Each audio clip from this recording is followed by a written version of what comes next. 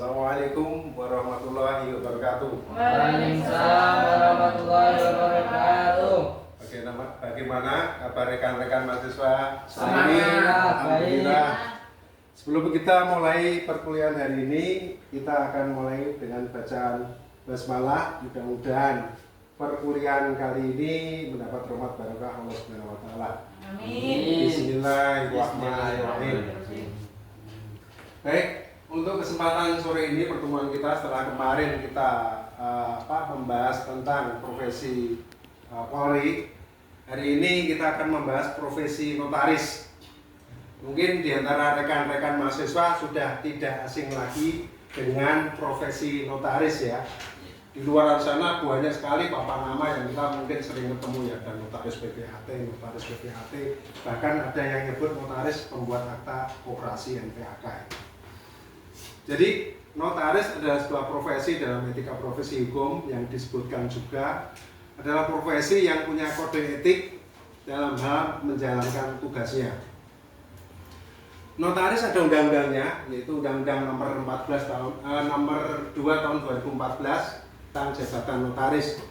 Di situ dijelaskan seluruh kewajiban, wewenang dan larangan-larangan yang tidak boleh dilakukan oleh notaris. Nah, dalam satu jabatan notaris itu ada beberapa jabatan yang melekat pada dirinya, yaitu satu notaris itu sendiri, kemudian PPAT, kemudian pejabat risalah akta lelang kelas 2. Kenapa kelas 2? Ada yang tahu? Belum. Kelas 2 karena kelas 1-nya itu dijabat oleh orang Departemen Keuangan atau Kementerian Keuangan. Jadi kalau ada lelang di luar pemerintahan, notaris baru boleh ikut menjadi notaris lelang.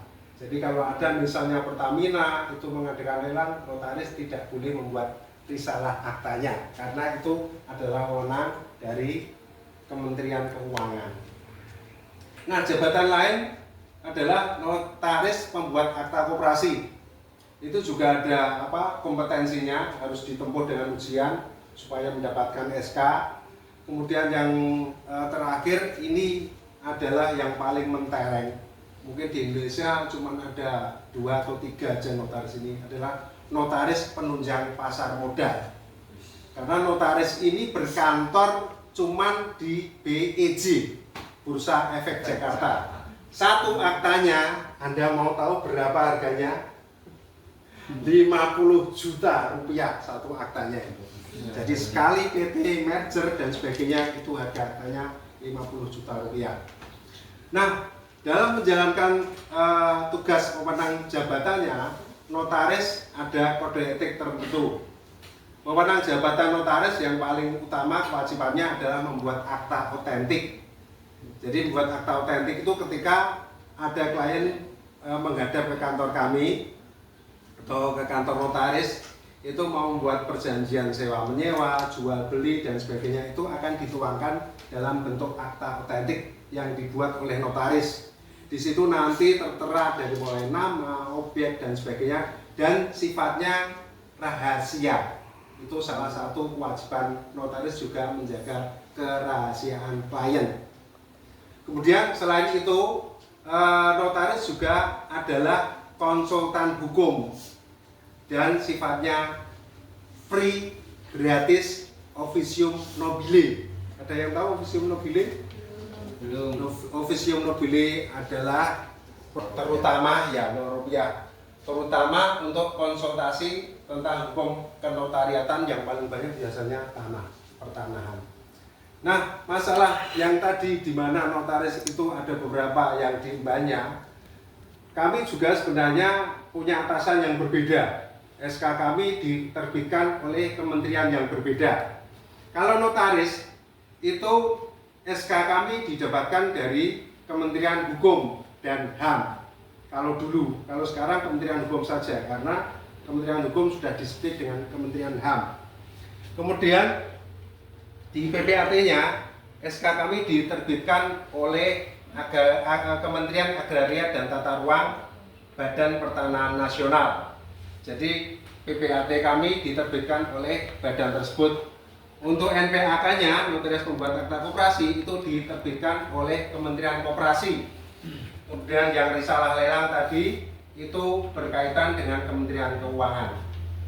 Nah, dalam menjalankan jabatannya, notaris juga ada hal-hal yang harus dirahasiakan, terutama soal identitas klien.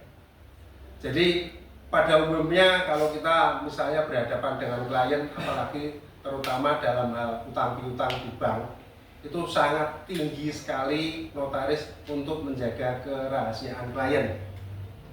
Kalau sampai bocor, itu sudah bisa kena pasal notaris. Jadi notaris itu ibaratkan seperti hakim. Satu kaki sudah di penjara, satu kaki masih di kantor. Karena sekali salah dalam jabatannya, notaris bisa dituntut terlebih dalam pembuatan akta.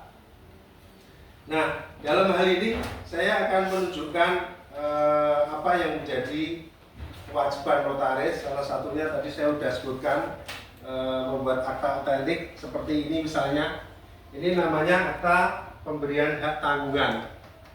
Ini mungkin kalau maaf ya, mahasiswa mungkin nggak terlalu hafal, mungkin kalau bapak-bapaknya hafal tuh ya. Maaf ya ini. Kalau sudah bahasa Jawa ini mek bang, mesti berhadapan dengan ini. Ini namanya akta pemberian hak tanggungan, di mana agunan berupa sertifikat menjadi agunan di bank yang diikat dengan namanya HT atau hak tanggungan. Kenapa dalam hal ini dirahasiakan? Karena di sini terdapat nama baik klien. Malu dong kalau nanti ketahuan tetangga. Saya tidak boleh bercerita, bahkan mungkin dengan istri saya di rumah. Misalnya cerita, Bu, tadi Pak X ambil uang di BRI. Berapa? Sampai istri saya akhirnya ngobrol di luar, kalau Pak X sampai dengar bisa menuntut pencemaran nama baik. Saya kena. Ini contohnya bisa dilihat rekan-rekan semua, silakan.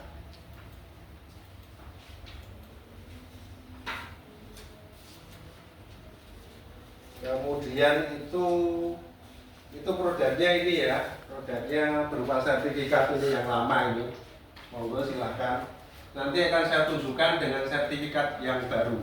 Nah, dalam pemberian contoh-contoh produk kami, saya selalu mengkosongkan, saya coret itu, karena saya menjunjung tinggi kerahasiaan klien. Jangan sampai nanti orang lain tahu. Itu salah satu pemenang kami. Jadi walaupun tadi dari kementerian menerbitkan SK, tapi kami tetap mempunyai kode etik sendiri. Dalam hal ini Ikatan Notaris Indonesia menerbitkan kode etik tersendiri dan itu harus dilalui oleh notaris supaya mendapatkan SK dari Kementerian Hukum. Nah, ini salah satu contoh produk kami juga, yaitu berupa sertifikat hak milik. Ini yang baru ya. Ini yang baru. Kenapa saya tunjukkan produk-produk kami? Karena ini adalah salah satu kode etik notaris berupa kewajiban atau wewenang membuat akta yang produknya berupa sertifikat. Saya sebutkan di situ karena ini adalah wewenang kami. Tidak boleh wewenang petugas profesi hukum lain yang menerbitkan sertifikat selain berdasarkan akta dari kami. Itu aktanya bisa berupa jual beli, waris, kemudian hibah dan sebagainya. Ini silakan. Ini adalah produk sertifikat yang baru. Cuma satu lembar sih memang. Banyak yang meragukan sebenarnya. Silakan.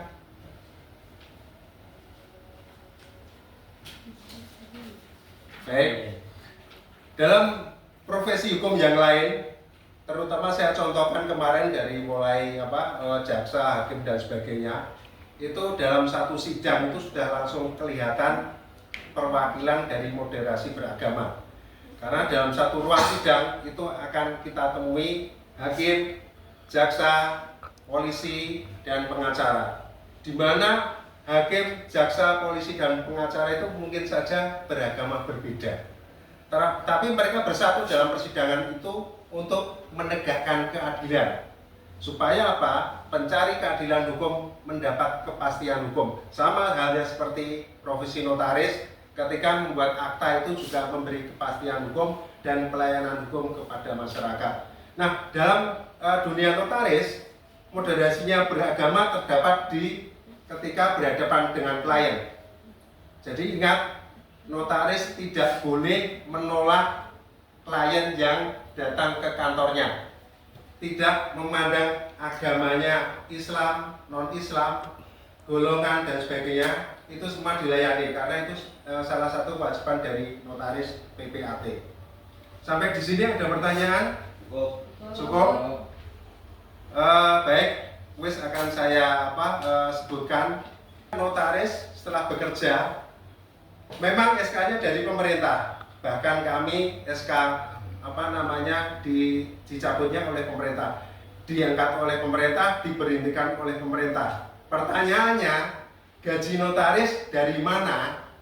Baik, itu aja dulu, nanti kita sambung setelah ini. Baik, setelah saya kasih kuis tadi, saya akan memberi hadiah Anda nanti kalau bisa menjawab. Baik, pendapatan dari notaris apakah gaji dari pemerintah atau notaris sendiri yang mencari? Siapa yang bisa? Saya Pak. Siapa ini? Mas Kaswari silahkan. Gajiannya notaris itu berasal dari klien. Berupa apa Mas? Berupa tagihan. Oh, tagihan. Nah, jadi berupa pembayaran jasa. Baik. Ada yang bisa menyempurnakan dengan jawaban Mas Kaswari? Saya. Ya, silakan. Mbak Iva. Iva 1 ya ini? Iva 1. Karena ada Iva 2. Iva B. Iva B, baik. Gaji notaris itu berasal dari, karena kan notaris penjualan jasa ya, jadi di situ akan dibiayai oleh atau disebut dengan honorarium. Betul sekali, sudah langsung pas itu. Sekali menunjuk honorarium itu sudah mewakili semuanya. Memang kami di undang-undang pun ada. Jadi notaris itu mendapat honorarium yang diperoleh dari klien. Tadi masih belum jelas karena tagihan bisa aja kita tagihan Telkom, tagihan telepon, ya Mas Kaswari. Maksud saya juga itu. Baik, terima kasih. Saya kira saya cukup sekian untuk kuliah kali ini. Sebelumnya saya akan absen dulu kehadiran rekan-rekan mahasiswa sekalian. Saya panggil satu persatu. Mbak Sinta hadir. Iva A ya, Iva A tadi sudah menjawab. Iva B. Mas Kaswari tadi masih saya coba untuk koreksi. Kemudian Mas Kusairi hadir. Jauh ya Mas ya. Terima kasih sudah datang ini. Kemudian Mas Wahyu nggak masuk ya. Ya, Jin Pak. Jin. Baik, ada keperluan. Mas Yogi Hadir. Mas Yogi rumahnya Jawa Timur atau Jawa Tengah ya? Jawa Tengah. Iya. Jauh banget ini. Terima kasih sudah hadir di kuliah sore ini. Kemudian yang terakhir Yunita hadir ya? Yunita juga. Baik. Oh, yang IPA B yang sana. Baik. Sebelum kita akhiri, kita tutup kuliah sore ini. Mudah-mudahan beroleh barokah Allah Subhanahu wa taala. Mohon maaf atas segala kekurangan saya. Kita tutup dengan bacaan Alhamdulillah. Wassalamualaikum warahmatullahi wabarakatuh. Waalaikumsalam warahmatullahi wabarakatuh.